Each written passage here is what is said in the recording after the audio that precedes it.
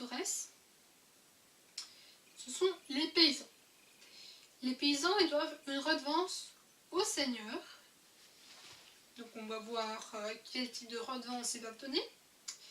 Ils doivent donner à l'église aussi la dîme, donc 1/10 des revenus du paysan. Les paysans dépendent d'un seigneur. Le seigneur dirige un énorme terrain, le domaine. Le domaine est la continuation de la villa romaine. La villa romaine est un territoire sur lequel règne un seigneur. Donc le seigneur a son domaine, c'est une chose. Et il faut savoir qu'au Moyen-Âge, en Occident, on vivait en énorme... en économie fermée. Ça s'appelle l'autarcie. Donc s'enfermer en autarcie, c'est-à-dire s'enfermer sur soi-même et pas s'ouvrir au monde. L'autre chez seigneur, un château, un four et un moulin, mais tout ça, ce n'est pas gratuit, il faut payer. Cette seigneurie va être divisée en deux, la réserve et les tenures. Donc la réserve est exploitée par le seigneur.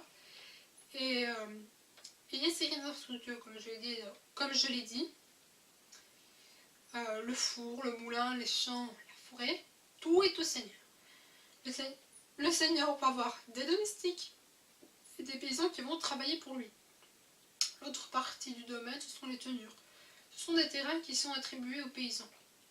Il y a deux catégories, ceux qui vivent dans les tenures et ceux qui vivent dans la réserve, ils ont des statuts différents.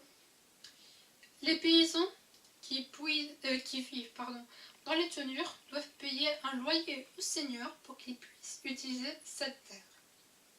Les réserves et les tenures appartiennent au seigneur, donc les paysans libres qui jouissent d'une certaine liberté, donc les vilains, c'est pas le fait qu'ils soient pas beaux, c'est comme ça qu'on les appelait, c'est parce qu'ils avaient des libertés, ils pouvaient même quitter leur seigneur et aller vivre ailleurs, par exemple, mais c'en est une obligation.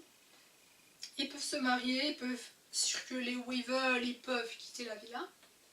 Donc les paysans non libres, donc les serfs de la glèbe, ils ne peuvent pas quitter la villa.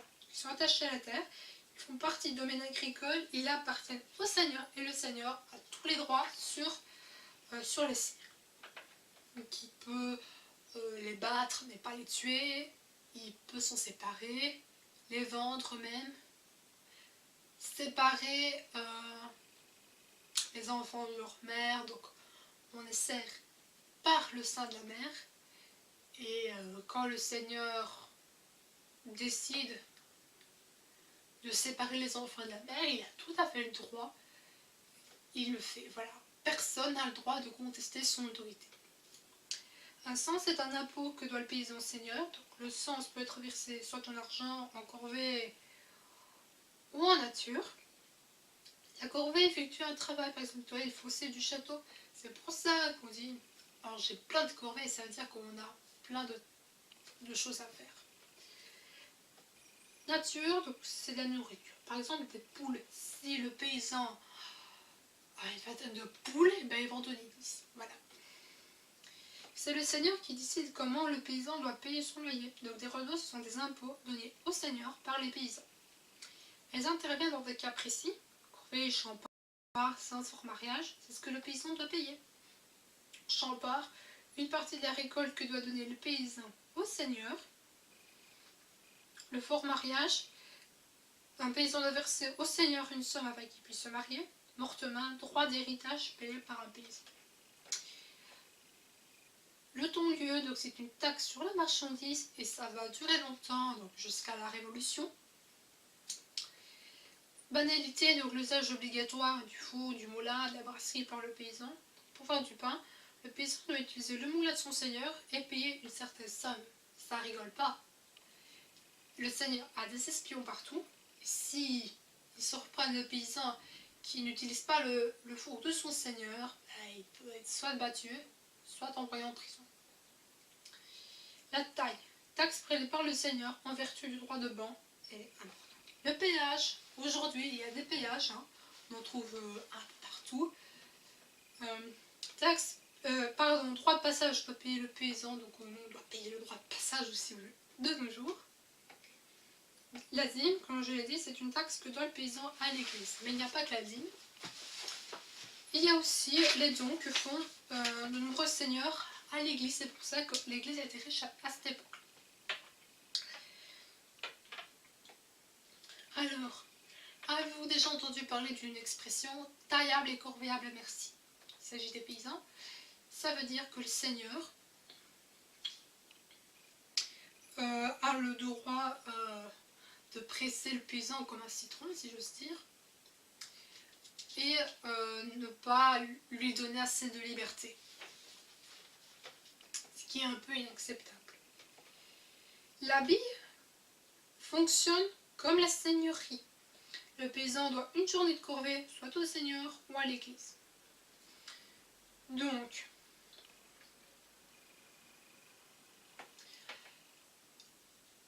l'église peut décider quand le paysan doit, par exemple, une poule à la Saint-Martin ou le jour de l'Assomption selon Marie, par exemple. Eh bien, donc le jour de la Saint-Martin, le paysan doit une poule, du lin, des œufs, bien, des cochons, etc. Ensuite, on va voir les orateurs. L'église est au cœur de la société. D'abord, l'église, ça recouvre de réalité. L'église avec un E minuscule, c'est le bâtiment, et qu'un grand E, c'est l'institution. Le pape est le chef de l'église catholique. Donc, quand vous écrivez église, demandez-vous bien, soit c'est le bâtiment, soit c'est l'institution. La religion au Moyen-Âge est quelque chose de très important parce que tous les gens sont catholiques et pratiquement toute la population est chrétienne. Donc, d'où le titre, l'église est au cœur de la société. Au cœur de la société, c'est-à-dire au cœur de leur vie, mais aussi comment les gens vivent physiquement. On peut penser que l'église a eu de l'influence. C'est à peu près ça, parce que l'église a tout fait pour que les gens croient en Dieu. Renier Dieu, c'est simplement une bêtise. L'église est présente partout, même dans la vie quotidienne. Et si vous avez l'occasion de vous promener dans quelques endroits, vous pouvez voir des églises qui sont placées au milieu du village, au centre, d'où l'expression mettre l'église au milieu du village, ça veut dire remettre des choses en place. L'église est le bâtiment le plus important, et la première chose que les gens construisent après l'incendie de leur village, c'est quelque part un Namur, je pense. Donc les gens le reconstruisent, et en plus ils vont construire les remparts. Donc les gens peuvent se réfugier soit dans le château de leur seigneur ou dans une église en cas d'attaque. Si vous vous souvenez du roman de Victor Hugo, Notre-Dame de Paris, à un moment donné, une jeune femme du nom d'Esmeralda, au moment où on se rend compte qu'elle va être conduite au gibet, elle se cache dans l'église, dans la cathédrale Notre-Dame de Paris, et comme certaines personnes essaient de la rattraper, Frollo leur dit « Non, vous ne pouvez pas la toucher. Tant qu'elle est dans cet endroit sacré, vous n'avez pas le droit de l'en extirper. » Voilà. Une fois que vous entrez dans une église, vous êtes protégé. Personne n'a le droit de vous faire du mal.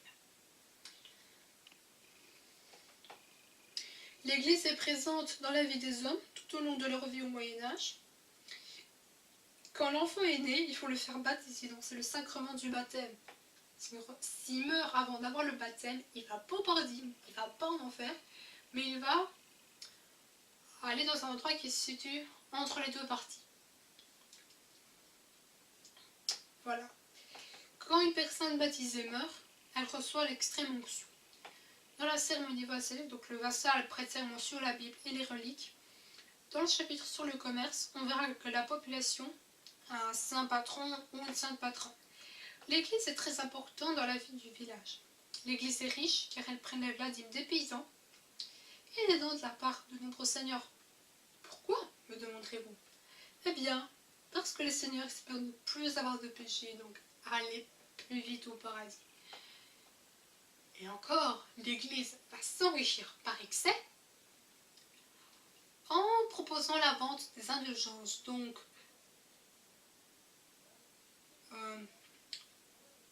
vous achetez les indulgences, on vous remet une espèce de chèque, entre guillemets, qui vous dit, voilà, vous avez payé tel somme, vous allez au paradis. Et ça ne va pas contenter tout le monde, même pas Martin Luther. Mais on va y revenir, ne vous inquiétez pas. L'Église a deux chefs. L'abbé est dirigé par un abbé et le diocèse par un évêque. Donc l'abbé et l'évêque possèdent de grands domaines qu'ils le gèrent eux-mêmes. Il y a des ordres ecclésiastiques. Le clergé régulier, donc les moines vivent en communauté selon les règles établies par saint Benoît, et le clergé séculier. Quand on est chrétien, on fait partie de la communauté chrétienne et il y a certaines règles à respecter. Mais si un chrétien fait un faux pas, il peut être excommunié, donc banni de la communauté des chrétiens. C'est ce qui va arriver à Jean sans Terre, mais on en parlera beaucoup moins, et à Henri IV, qui est un empereur qui a dû aller à Canossa pour s'excuser devant le pape Grégoire XVI. Ce sont les fameuses querelles des investitures, et donc c'est le pape qui gagne, et il va lever l'excommunication, afin que l'empereur puisse recouvrir l'obéissance de ses sujets, parce que ses sujets s'étaient rebellés contre lui. C'est comme ça. Pour obtenir l'appui de l'Église, Clovis a obtenu le baptême. Une histoire raconte que Clovis, pendant une bataille, a levé les yeux. Il a dit, Dieu de Clotilde, si j'obtiens la victoire, je croirai en toi, je me ferai baptiser. Miracle. Clovis gagne et il est baptisé à la cathédrale de Reims par l'évêque Rémy qui l'a longtemps soutenu. Organisation de l'église. Il y a des ordres religieux. Les moines qui vivent à l'écart du village et en communauté. D'autres sont en contact avec la population. Ils sont dans la société. Ces religieux vont s'occuper des 7 sacrements, comme le baptême, le mariage ou l'extrême onction. Ces religieux vont être à la tête de l'église et les chrétiens qui s'attachent à une paroisse sont appelés des paroissiens. Une paroisse par village, et dans les villes il y a plusieurs paroisses. Le curé est à la tête d'une paroisse et au-dessus du curé, il y a un groupement de plusieurs paroisses, c'est l'évêché, et à la tête de l'évêché, il y a l'évêque. L'évêque gouverne une région assez étendue et l'évêque dirige tout un évêché. L'évêque a la crosse, les mitres et l'anneau, si vous vous souvenez de Saint-Nicolas. Ses attributs, l'objet qui symbolise l'improvisation, il a également un trône. La cathédrale, d'où le mot cathédrale, est un lieu où se trouve la cathédrale, c'est le siège de l'évêque. Et au-dessus de l'évêque, il y a l'archevêque, et au-dessus de l'archevêque, il y a le pape. Et le pape, il est élu par les cardinaux, comme c'était le cas pour le pape François. Concile, donc c'est une réunion des évêques où de grandes décisions seront prises et que l'Église doit suivre, dont le fameux Concile de Trente qu'on verra par après. Les moines vivent dans des monastères ou dans des abbayes, ici la règle de Saint Benoît. Les moines vont vivre de manière très recluse, et ils n'ont pas le droit de parler, selon la salle du chapitre. Ils doivent faire vœu de chasteté, de pauvreté et d'obéissance. Également les frères Converse, s'il vous plaît ne me parlez pas de la marque de chaussures. Les frères Converse, et ça, il faut que ça vous rentre dans le crâne. Les frères Converse, ce sont des domestiques. Voilà, mais des domestiques religieux. Voilà, donc la reine dit qu'on s'appelait grand soir de retirer du monastère ce vice de la propriété. Le monastère est à tout le monde. Les moines n'ont rien qui leur est propre. Le moine ne va plus faire des sous, donc il ne va pas être oisif. Un cloître, c'est le lieu où le moine médite. Donc ça veut dire, quand on dit il se cloître, sa maison, ça veut dire qu'il s'enferme. Également, un jardin avec une galerie pour s'aérer. La salle du chapitre, c'est l'ensemble des moines qui peuvent parler dans cette salle et prendre des décisions avec le supérieur. L'expression avoir droit au chapitre, ça veut dire avoir droit à la parole. Les converses et les moines mangent dans séparément. Et oui, ils ont des stades différents. Et les moines copistes recopient la Bible. La scène du chapitre, comme je l'ai dit, c'est l'ensemble des moines qui vont débattre avec l'abbé. C'est à ce moment-là qu'ils reçoivent ses instructions. Par exemple, enseigner, recopier la Bible, etc. L'Église ne se préoccupe pas que les affaires religieuses, mais aussi des affaires politiques et matérielles. L'abbé, qui est très puissant, va s'écarter de la règle de Saint Benoît, avec une vidéo, qui impose une vie austère. Donc il va y avoir l'abbé de Cluny au Xe siècle, donc, qui vont voir les manières, qui vont revoir les manières de diriger une abbaye. Et on va assister au rayonnement de Cluny. On va assister sur la prière, louer-Dieu pour la prière et par le luxe, l'indépendance vis-à-vis des laïcs, ceux qui ne font pas partie de l'Église. Mais aujourd'hui, on a tendance à les confondre, parce qu'en fait, c'est pas tout à fait ça. Les laïcs d'hier et ceux de maintenant, laïcs à l'époque sont ceux qui ne font pas partie du clergé, ils sont chrétiens, mais ils ne font pas partie du clergé. Et les laïcs d'aujourd'hui, ce sont ceux qui veulent que l'Église soit séparée de l'État. C'est le cas de la France ou de la Russie. Et des autres religieux vont être fondés.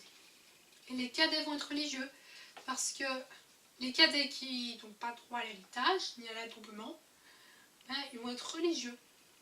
Voilà, ils vont rentrer dans les ordres, puisqu'il faut bien caser tout le monde. Ensuite, il va y avoir Cîteaux, qui se trouve en Bourgogne. Les cisterciens vont revenir à la règle de Saint Benoît. La prière va être accentuée par des sculptures, par des décorations luxueuses, par des peintures. Les moines nommeront l'abbé et ce ne sont plus les laïcs qui vont le faire. De nouveaux monastères ont dépend de Cluny, et cette réforme a provoqué des critiques. Un moine est censé être pauvre et non riche. Donc Saint François d'Assise, qui est un moine franciscain, n'a pas hésité à faire la remarque à ses collègues. Il a dit, écoutez, vous étiez censés vivre dans la pauvreté, pas dans le luxe. Et c'est pour ça que les franciscains imposent à ses adeptes qu'ils fassent vœu de chasteté, de pauvreté et d'obéissance. Donc les cisterciens vont avoir des exigences différentes de celles des clunisiens. Donc Saint Bernard de Clairvaux va critiquer les clunisiens et les peintures trop luxueuses, qui empêchent le recueillement, des statues grotesques qui distraient les gens. Ceux qui critiquent Cluny vont créer un nouvel ordre religieux. Donc il va y avoir les ordres mendiants qui vont apparaître au XIIIe siècle. Les franciscains et les dominicains luttent contre les hérétiques. Un hérétique, c'est quelqu'un qui ne suit pas les règles de l'Église. Donc, vu qu'il y a des hérétiques un peu partout dans le royaume, eh bien, le pape, pour lutter contre les hérétiques, va effectivement faire appel aux franciscains et aux dominicains, mais aussi créer le tribunal de l'Inquisition. Donc, les franciscains et les dominicains ne vivent pas en communauté comme les autres moines. Donc, les franciscains et les dominicains ont pour charge de convaincre les hérétiques par leur science. Ils vont les convaincre. Quand je dis convaincre l'hérétique, c'est dire voilà, c'est pas comme ça que tu aurais dû faire, il fallait faire comme ça. Et parfois, ils recourent à la violence, mais c'est rare. L'hérétique, s'il reconnaît ses fautes, il va devoir porter une croix jaune sur ses vêtements et il va être obligé de faire certaines choses humiliantes, comme jeûner pendant un certain temps, se priver de certains aliments, l'obligation d'entretenir un pauvre. Je ne dis pas que l'obligation d'entretenir un pauvre c'est humiliant, c'est plutôt obligatoire, mais c'était mieux pour prouver que l'hérétique s'est repenti. Si ce n'est pas le cas, s'il renonce tardivement à ses idées, il est jeté en prison, comme Galilée. parce qu'il avait dit oui j'abjure, parce qu'il devait renoncer à sa théorie de l'héliocentrisme, qui vient d'Anaxagore en fait.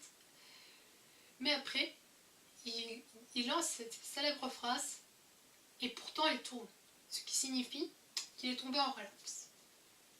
Donc, il n'a pas renié ses erreurs. Petite précision, et donc si l'hérétique ne veut pas renoncer à ses idées, ben, il est brûlé vif. Ce qui va arriver aux Templiers, à cause de Philippe le Bel, et Jeanne d'Arc. La réforme grégorienne, donc je vous en ai parlé, que la fameuse querelle des investitures qui va être gagnée par Grégoire VII. La querelle des investitures, alors Grégoire VII, autrement dit Grégoire le Grand, s'aperçoit que l'empereur en Allemagne, Henri IV, nomme les évêques à sa place. Donc Grégoire VII va dire non, ça va pas, c'est moi qui dois nommer les évêques. Alors Henri, soutenu par certains princes allemands, fait déposer le pape et lui demande de renoncer à son siège apostolique. Mais le pape ne se laisse pas faire et excommunie l'empereur. Donc, qui dit excommunication d'un souverain dit rébellion de la population. Alors, Henri dut mettre des vêtements pauvres à la canossa, d'où l'expression à la canossa, ça veut dire s'humilier, et implorer le pardon du pape qui va lever l'excommunication et pour que l'empereur puisse recouvrir l'obéissance de ses sujets. Et entre-temps, le pape gagne la querelle des investitures. Donc on va voir aujourd'hui que c'est lui qui nomme les évêques, les archevêques, etc. Ici, je vais vous parler de choses, mais qui pas très bien vues par certains, c'est une critique historique. Alors, comment vous devez faire? Alors, vous devez différencier une trace du passé d'un travail postérieur. Une trace du passé, c'est quelque chose qui vient de quelques siècles avant, peut être oral, iconographique, matériel ou écrite. Et qu'un travail postérieur, c'est un travail réalisé par un spécialiste. Alors, si vous travaillez sur n'importe quel sujet, alors il faut que ce sujet soit pertinent. Et les différents documents qu'on vous donne doivent répondre à 3 critères. Quoi ou quand, c'est-à-dire si c'est le bon sujet, la bonne époque et le bon lieu. Si par exemple, vous voulez faire un travail sur la Révolution française et qu'on vous donne un document sur la chute de l'Empire romain d'Occident, on voit fatalement que ce n'est pas pertinent parce que ça ne correspond pas au sujet que vous avez choisi. Quand on a une référence dans le titre, il faut trouver le lieu, l'époque et le sujet. Ne confondez pas le lieu avec l'édition. Et après que vous avez analysé ces documents-là, posez-vous la question. Est-ce que c'est fiable? Je dois faire confiance à l'auteur ou dois-je me méfier de l'auteur? Par exemple, demandez-vous si l'auteur est contemporain ou témoin. Il peut très bien être témoin d'un événement, mais ne pas être contemporain. Ou l'inverse. Par exemple, vous avez sûrement entendu parler des attentats du 13 novembre. Certains d'entre vous ont peut-être été témoins et contemporains, ou d'autres qui n'ont su que la nouvelle le lendemain. Donc vous êtes contemporain des événements, et pas témoin.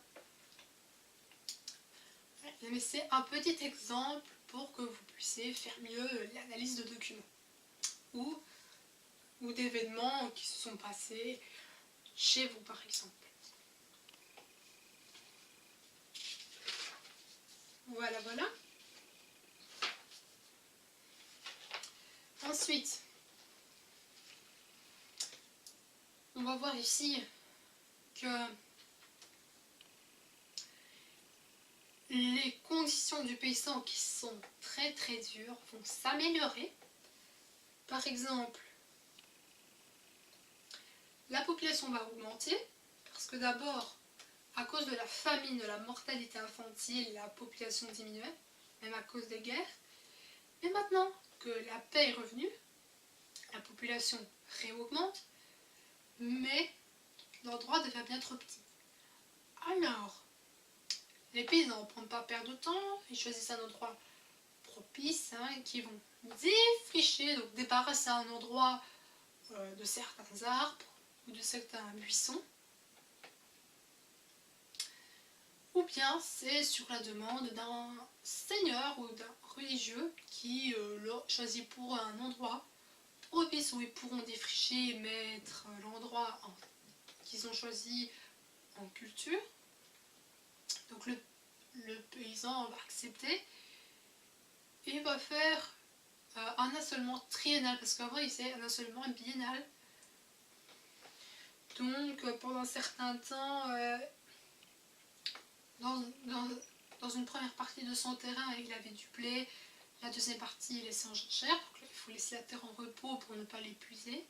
Maintenant, avec l'assolement triennal, donc il va mettre par exemple du blé, de l'avoine dans 2 parties du terrain, et la troisième partie, il la laisse en repos. Comme ça, le paysan aura de quoi manger, le seigneur s'enrichit plus vite, et donc la famine disparaît. Aussi, il va y avoir une amélioration des outils. Avant, les paysans labouraient avec des matériaux en bois, maintenant ils vont le faire avec des matériaux en fer pour gratter le sol. Ils vont équiper les chevaux avec un collet d'épaule pour que la traction soit plus utile. Et avec tout ça, les conditions de vie du paysan vont s'améliorer. À propos du système triennal, il est plus rentable que le système biennal, car on pourrait cultiver 2 terres sur 3. Il va avoir un rendement, c'est ce que la terre va produire. Et le paysan doit garder ça avec pour l'hiver, parce que si il y a une disette, c'est la crise agricole et le paysan meurt de faim. La moyenne d'âge auquel une individu peut mourir, donc c'est l'espérance de vie, elle devient plus meilleure.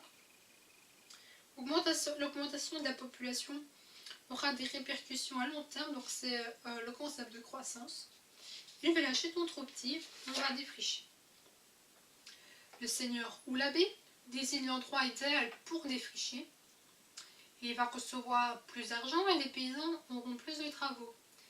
Et une série de nouveaux villages vont apparaître et on va évoquer cette technique du défrichement. Mais il y aura beaucoup trop de terrain, le paysan il va vendre ses cultures en ville. C'est l'apparition du commerce. Aussi, vu que on va commercer, il va y avoir des manières différentes de faire du commerce. Mais on y reviendra. Comme je l'ai dit, vu que il y a certains terrains qui sont en trop, les paysans vont aller en ville, dans des endroits, pas vraiment en ville, mais dans des endroits qui ne sont pas cultivés. Ils vont la défricher, parce que c'est des villages qui sont trop petits, et ils vont abattre des arbres, brûler, tailler, assécher les marais. Soit ce sont les paysans qui le font eux-mêmes, donc de manière spontanée, ou bien c'est organisé, donc un abbé, un seigneur va proposer à des paysans de s'installer sur des morceaux de terre qui lui appartiennent pour construire de nouveaux villages. Ça va être bénéfique pour le paysan et pour le seigneur, ou bien pour l'abbé. Et le paysan sera mieux nourri, le seigneur aura plus de redevances, l'abbé aura plus de dîmes. Tout le monde est gagnant. Au XIIe siècle, il y a un grand défrichement, donc le concept de croissance, comme je vous l'ai dit. Ces grands défrichements vont donner naissance à le village comme le Sarre. Sartiment par exemple. Ces villages nouveaux auront des nouveaux noms, donc la toponymie et l'étude des lieux, et on y trouve quelques contextes de défrichement. Ils peuvent être repérés avec des traces différentes, comme une photographie aérienne par exemple, ou une photo prise depuis le ciel, ou bien avec de la poterie par exemple, etc.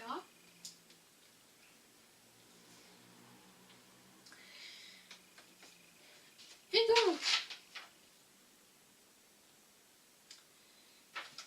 on va parler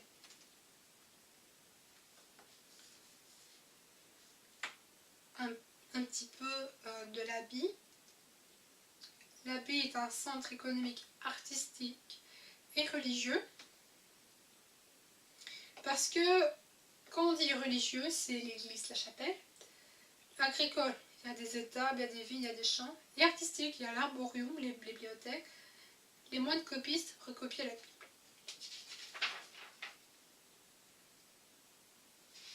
Alors, on va parler du commerce. Tout d'abord, donc le commerce a été interrompu à cause des invasions. Dès que les invasions ont été stoppées, le commerce reprend. C'est le renouveau commercial.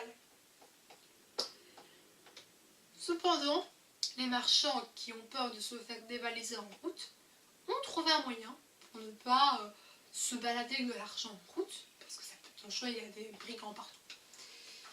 Ils vont réaliser une lettre de change qui est l'ancêtre du chèque.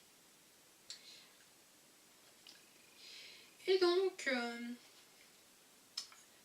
si vous avez par exemple un marchand d'Angleterre qui veut acheter une fourrure à un marchand russe, il va lui donner une somme d'argent en échange de quoi le marchand russe va lui donner... Excusez-moi, c'est l'inverse.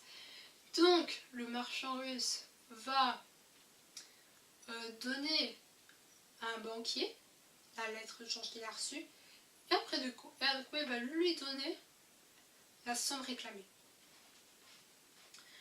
Voilà. Donc, donc les causes du renouveau commercial, d'abord on a une période de paix, puisque les invasions sont finies.